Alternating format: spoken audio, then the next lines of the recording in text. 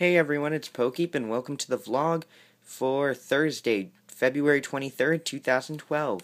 So today we're going to be taking a look at a comparison between the PlayStation Vita and the Nintendo 3DS, which are the two competing handhelds in the market right now.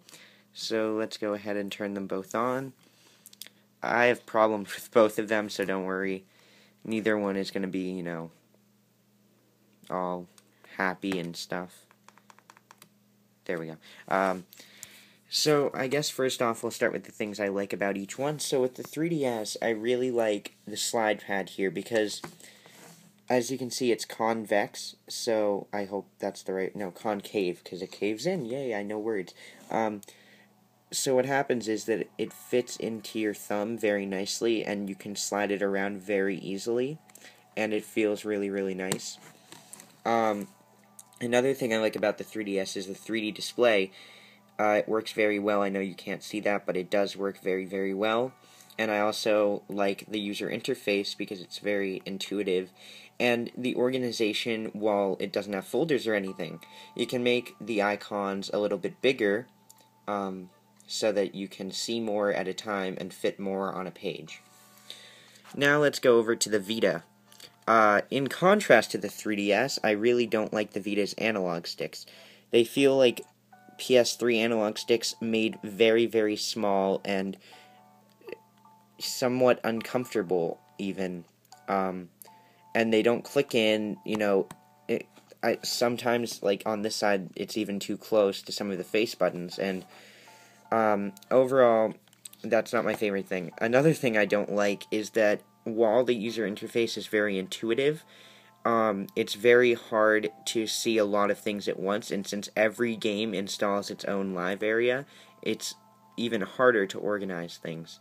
While with the 3DS, while you can't group things into the folders that I would like I just mentioned, you can make the icons bigger or smaller depending on how many icons you have, and in a lot of cases that can actually help you.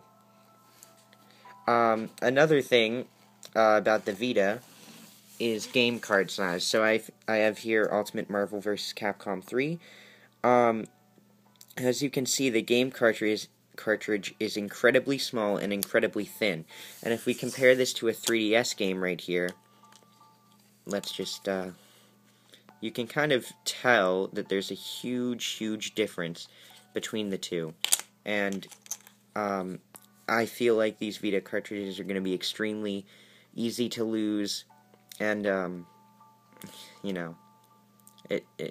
they're a little too small.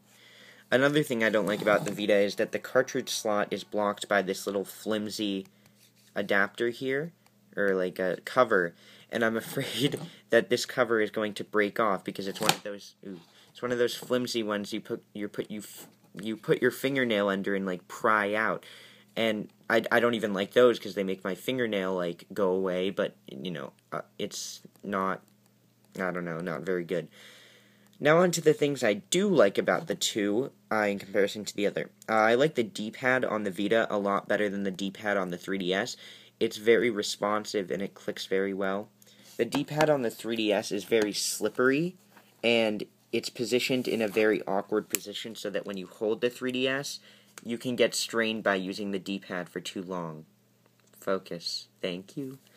Another thing I don't like about the 3DS is that while there is the Circle Pad Pro to add another analog stick, there is no second one. The 3DS could have benefited from a second slide pad, but I have a feeling Nintendo's going to add that in the future. Things I like about the 3DS better than the Vita are that the shoulder buttons feel a lot more responsive and a lot more ergonomically designed than the Vita. A lot of people do like the ones on the Vita. I don't hate them, but I feel like the way you hold it, they feel a little awkward to push. They feel like they're not actually pushing down. I think that's just due to the material that it's made out of. So that could be a problem.